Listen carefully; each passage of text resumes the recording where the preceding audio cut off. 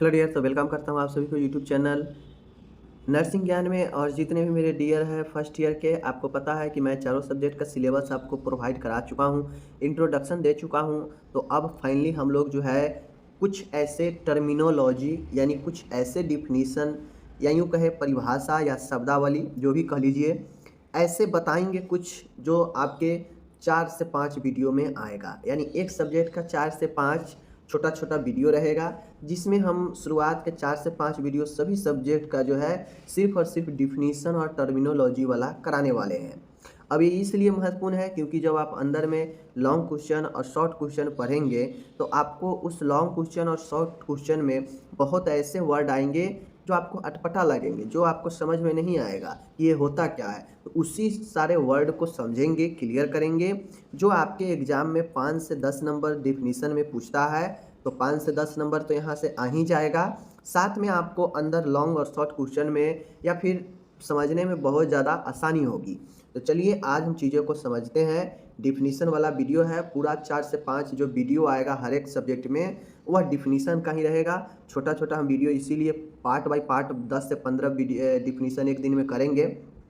4 से 5 आएगा, लगभग 60 से 70 टर्म या 7 से 70 डिफिनीशन बताएंगे जो आपके लिए काफ़ी महत्वपूर्ण है। तो चलिए हम लोग करते हैं शुरू। ओके, तो आज है बायो साइंस का पहला यूनिट, फर्स्ट ईयर में बायो साइंस का ही है। तो बायो साइंस में आता है एनाटॉमी, फिजियोलॉजी एंड माइक्रोबायोलॉजी। तीनों को साथ में हम लोग डिफिनीशन देखने वाले हैं। बस आपका काम है इसे देखना, समझना और इसे अपने कॉपी में नोट्स बनाना। ये सारे के सारे आपको वेबसाइट पर मिल जाएगा। आप मोबाइल से नहीं लिखिएगा, कोई दिक्कत नहीं है, या खुद से भी पढ़ना चाहते हैं तो यह सब के सब जो है आपको वेबसाइट से मिल जाएगा। मैं एक दिन जो है आपको आज वेबसाइट में दे दूंगा। वेबसाइट चलिए, आज के परिभाषा में हम लोग देखने वाले हैं आर्टरी धमनी के बारे में, पेरिकार्डियम जोड़ जॉइंट के बारे में, वेन मतलब सिरा के बारे में, फर्टिलाइजेशन मतलब निषेचन के बारे में, एंड आगे देखने वाले हैं मेनिंजिस के बारे में।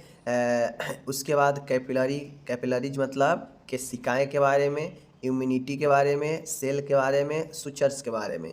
ये सारे के बारे में आज हम लोग जो है एनाटॉमी फिजियोलॉजी में। अब देखिए इसमें माइक्रोबायोलॉजी का कौन है, इम्यूनिटी माइक्रोबायोलॉजी का है, समझ रहे हैं। इम्यूनिटी इसमें क्या है, माइक्रोबायोलॉजी का है। ओके, और देख लीजिए इसमें और इसमें बस ए इम्यूनिटी ही है जो एक माइक्रोबायोलॉजी से पूछा गया है, ठीक है। बाकी सब एनाटॉमी फिजियोलॉजी का है, जो जिसका होगा मैं बता दूंगा।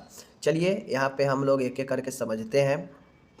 सबसे पहला चीज़ें हम लोग को था पेरिकार्डियम। देखिए पेरिकार्डियम यह हार्ट का लेयर है। क्या है, हार्ट का लेयर है। अपन हार्ट जो है 3 लेयर में है। एक है सबसे ऊपरी वाला है पेरिकार्डियम, सबसे ऊपरी वाला है पेरिकार्डियम। इसके बीच वाला जो लेयर है हार्ट का वह कहता है मायोकार्डियम। मायो मत एम से मीडियम और एम से मायोकार्डियम, ठीक है। एंड थर्ड वाला है, चूंकि अंदर में है इसीलिए इसे इंडोकार्डियम कहा जाता है, ठीक है, इंडोकार्डियम कहा जाता है। ओके, तो ये 3 लेयर है, पेरिकार्डियम, मायोकार्डियम, इंडोकार्डियम। तो उम्मीद है आप लोग समझ गए होंगे। पेरिकार्डियम यह 2 परतों के बनी होती है, बाह्य एवं आंतरिक। अब जो हार्ट का बाहरी परत पेरिकार्डियम है यह भी 2 परत से बनी होती है, एक एक्सटर्नल और एक इंटरनल, 2 बाहरी लेयर से।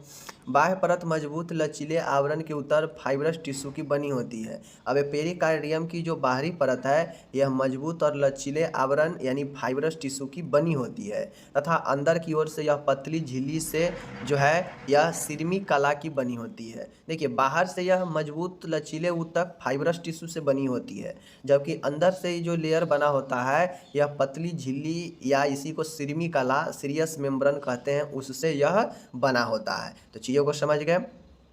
पेरिकार्डियम अपने मजबूत व लचीले गुण के कारण हृदय को अधिक फैलने से रोकती है।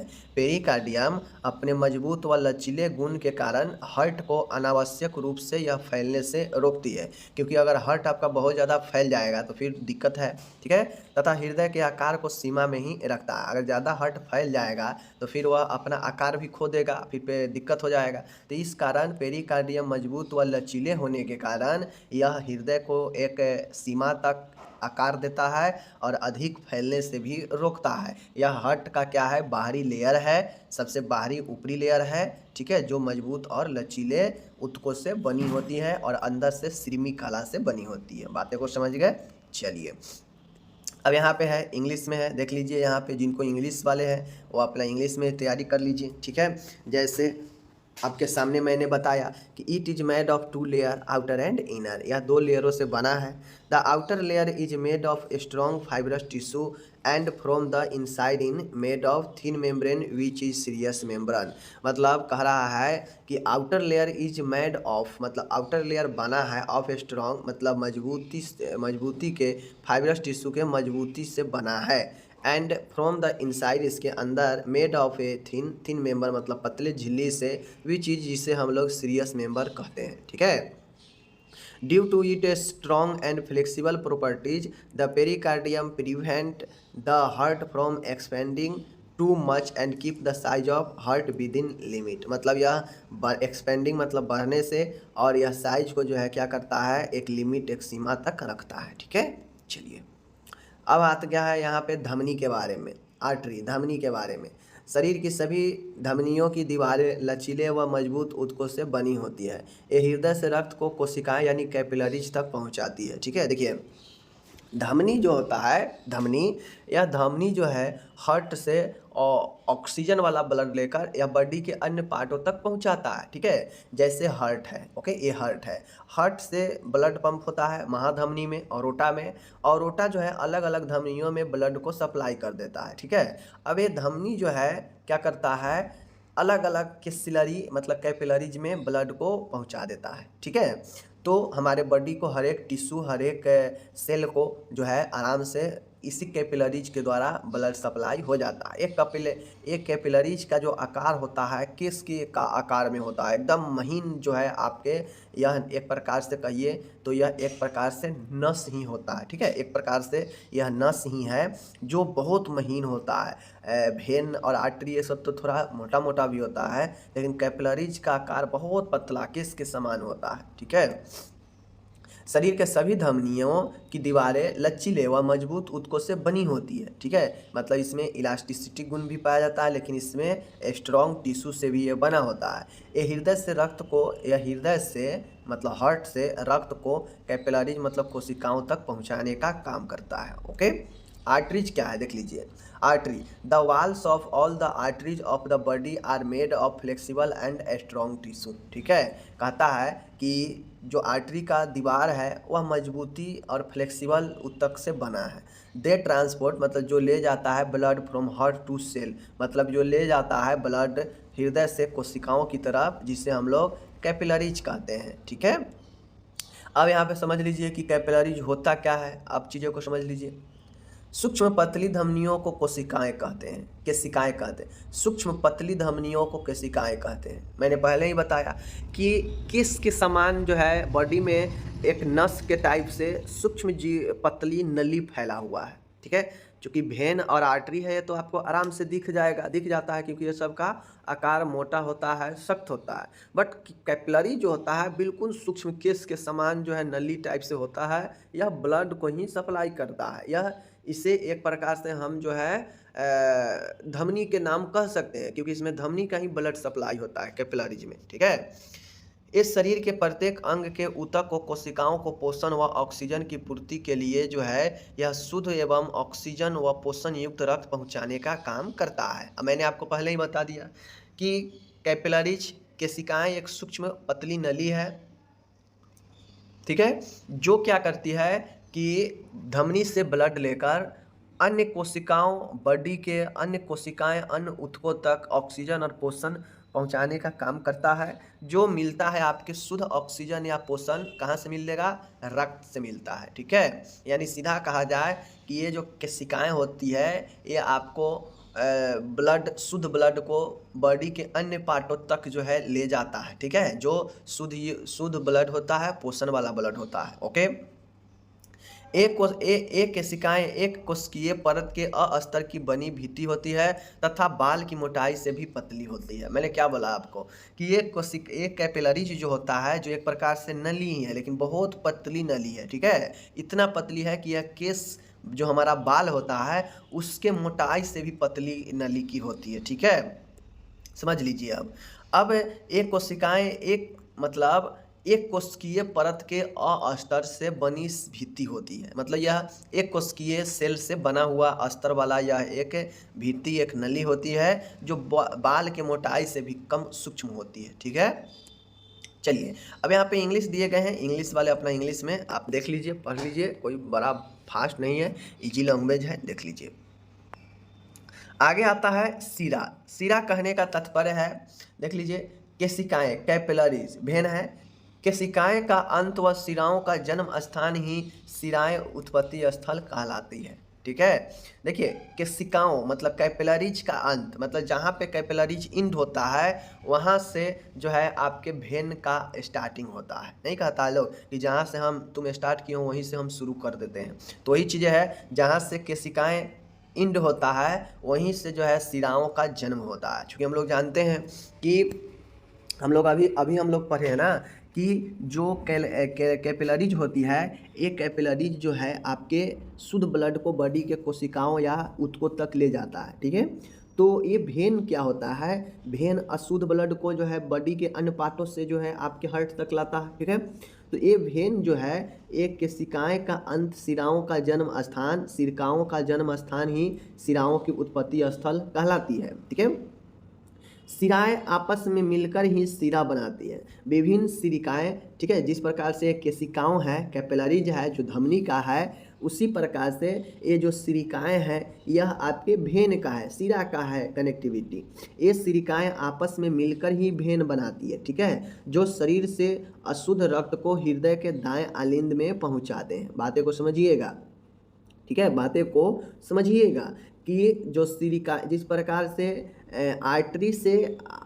आर्टरी ब्लड को भेन में सप्लाई करता है, सॉरी आर्टरी जो है कैपिलरीज में देता है, उसी प्रकार से भेन के लिए सिरिकाएं हैं। ये सिरिकाएं जो है क्या करता है, भेन में ब्लड को भेजता है, और ये भेन जो है क्या करता है, ब्लड को हार्ट में पहुंचा देता है। ठीक है, तो ये चीज़ें हैं, ध्यान में रखिएगा।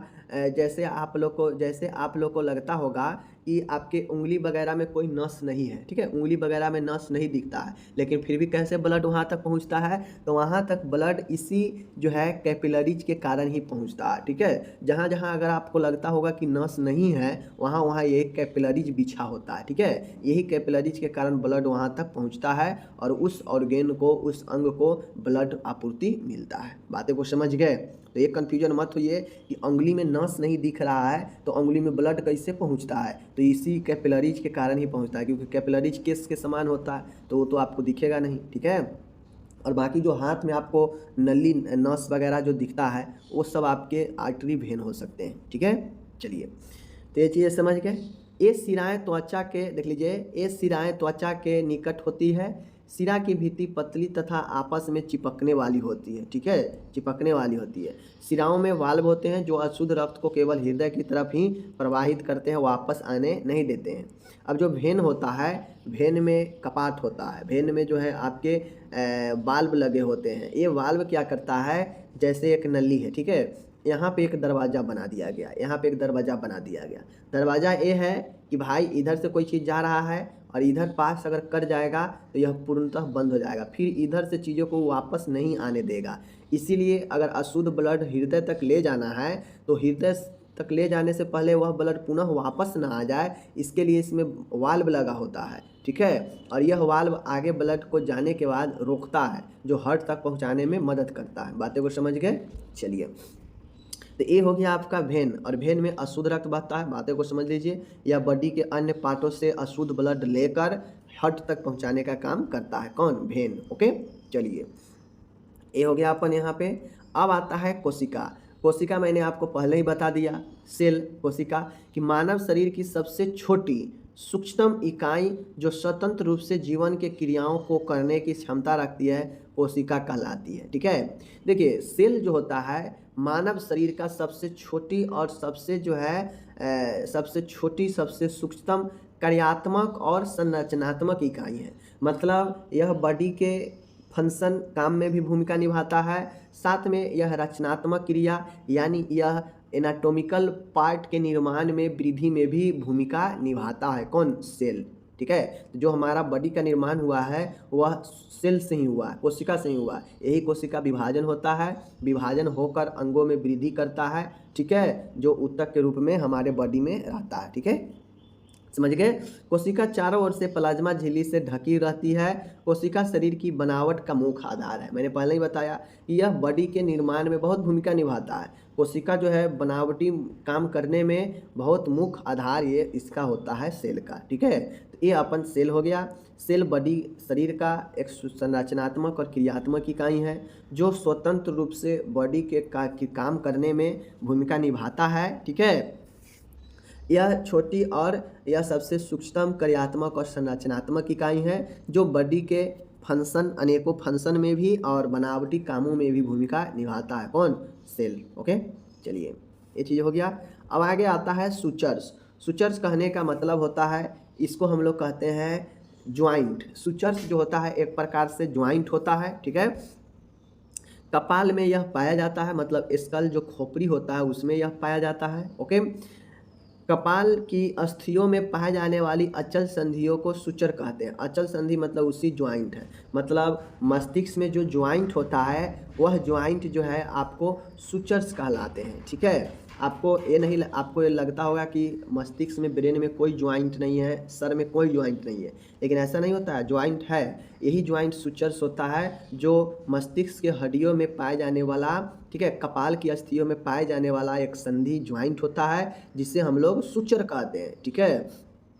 ये सुचर्स 4 प्रकार के होते हैं, ध्यान में रखिएगा, बहुत इंपॉर्टेंट है। ये आपके जो है सेकेंड ईयर के चाइल्ड हेल्थ नर्सिंग में, थर्ड ईयर में बहुत ये भूमिका निभाने वाला है चाइल्ड हेल्थ में, ठीक है, क्योंकि चाइल्ड हेल्थ में यह पढ़ना है सुचर्स के बारे में डिटेल से। ओके, सुचर्स में सेजाइटल सुचर होता है, कोरोनल सुचर है, फ्रंटल सुचर है, ठीक है। ये 4 सुचर याद रखिए, sagittal suture, coronal suture, frontal suture, okay, and last वाला आता है आपका यहाँ पे लंबवाइड सुचर। कौन सा? लंबवाइड सुचर। तो ये सुचर को याद रखिए, जो मस्तिष्क कपाल के हड्डियों का ज्वाइंट को हम लोग सुचर्स कहते हैं, ठीक है।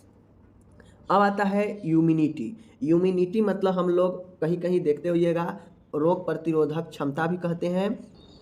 तो यहाँ पे आप लोग देख सकते हैं कि इम्यूनिटी को हम लोग रोग प्रतिरोधकता क्षमता भी कहते हैं, या फिर इससे जो है हम लोग इम्यूनिटी भी कहते हैं या प्रतिरक्षा भी कहते हैं, ठीक है। इस चीज़ को ध्यान में रखना है।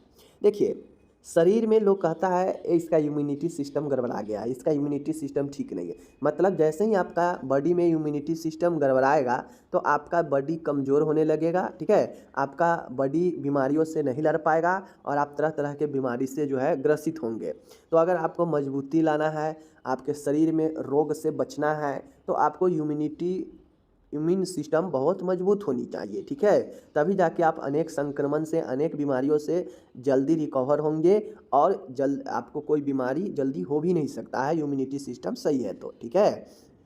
देख लीजिए, शरीर के रोग उत्पन्न करने वाले कारक में कुछ भी हो सकता है, कोई सूक्ष्म जीव हो, कोई संक्रमण हो जो रोग उत्पन्न कर सकता हो। तो वही कहता है कि शरीर के रोग उत्पन्न करने वाले कारकों अर्थात एंटीजेंस को पहचानने तथा नष्ट करने की क्षमता ही रोग प्रतिरोधकता या प्रतिरक्षा कहलाती है। देखिए, इम्यूनिटी सिस्टम क्या होता है?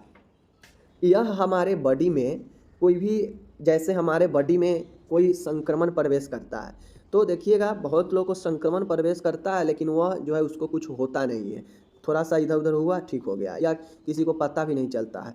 तो कहीं ना कहीं अगर उसे यह प्रभाव नहीं दिया है, सूक्ष्मजीव या रोग उत्पन्न करने वाले कोई ऐसे कारण है जो उसको बॉडी को ज़्यादा प्रभावित नहीं किया है, तो इसके पीछे एकमात्र रीज़न है उसका इम्यूनिटी सिस्टम बेहतर होना।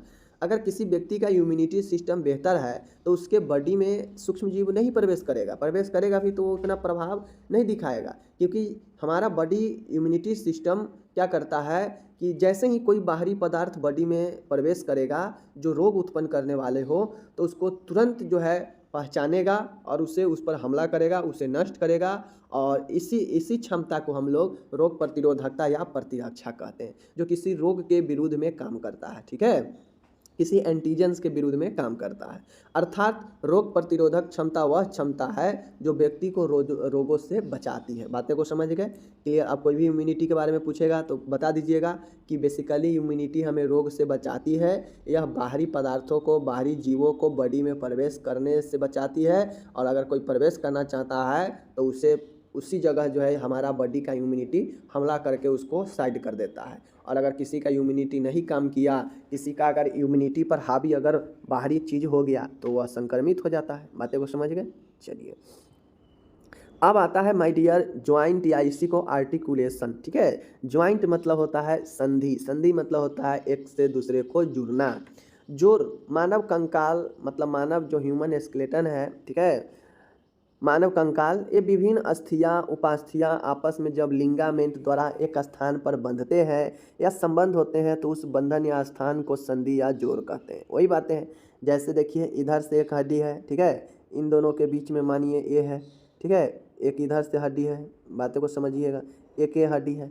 अब दोनों हड्डी को आपस में जोड़ना है तो कहीं ना कहीं इधर वाला हड्डी और इधर वाला हड्डी दोनों आपस में एक लिंगामेंट से जुड़ता है। ठीक है, लिंगामेंट से जुड़ता है, बंध करता है। ज्वाइंट मतलब ये बंधने का काम करता है, संबंध होता है, कनेक्ट होता है। इसी को हम लोग बंधन स्थान या संधि या जोड़ कहते हैं। बातों को समझ गए? तो जोड़ या संधि क्या है? ज्वाइंट्स मानव कंकाल की विभिन्न हड्डियां या कार्टिलेज उपस्थियां, दोनों देखिए, दोनों हड्डियां, उपास्थि भी एक प्रकार के हड्डी ही होता है बट इसका गुण अलग होता है। बातें समझ गए? तो ही कहता है हड्डी हो या फिर हो कार्टिलेज, जब आपस में लिंगामेंट के द्वारा एक स्थान पर बंधते हैं, एक स्थान पर कनेक्ट होते हैं, तो उस स्थान को हम लोग बंधन स्थान को, उस बंध स्थान को संधि या जोड़ कहते हैं, जहाँ पे कनेक्टिविटी होती है, उसी को ज्वाइंट्स कहते हैं। समझ गए? जैसे आपके हर एक पार्ट में है, देख लीजिएगा कहाँ कहाँ ज्वाइंट है, कहाँ कहाँ जोड़ है, वो सब ज्वाइंट्स ही होता है। ठीक है, जो लिंगामेंट के द्वारा जुड़ने का काम करता है। ओके, अब आता है मेनिंजिस। मेनिंजिस मतलब झिल्ली होता है। ठीक है, मेनिंजिस मतलब देख लीजिए, यह एक प्रकार की सुरक्षात्मक झिल्लियाँ होती हैं। मेनिंजिस एक प्रकार की झिल्ली है जो क्या करता है, सिक्योरिटी प्रदान करता है ब्रेन को। यह मस्तिष्क और स्पाइनल कॉर्ड को ढकती है। यह क्या करती है, हमारा ब्रेन को, हमारा स्पाइनल कॉर्ड जो कि रीढ़ की हड्डी एक तौर से कह सकते हैं, उसको यह जो है ढकने का काम करता है। मेनिंजिस मस्तिष्क व यही स्पाइनल कॉर्ड को सुरक्षित रखती है। बातें को समझ गए? और ये मेनिंजिस जो होता है कहाँ कहाँ पाया जाता है? यह मेनिंजिस आपके ब्रेन में और यही स्पाइनल कॉर्ड में पाया जाता है। ब्रेन के चारों तरफ होता है, उसके बाद स्पाइनल कॉर्ड के चारों तरफ होता है।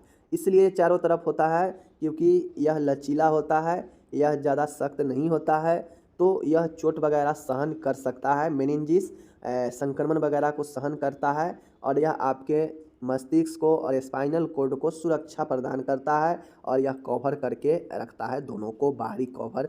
यह दोनों का बाहरी कवर मेनिंजिस ही होता है। मस्तिष्क का भी बाहरी कवर मेनिंजिस और स्पाइनल कॉर्ड का भी बाहरी कवर मेनिंजिस। बातें को समझ गए?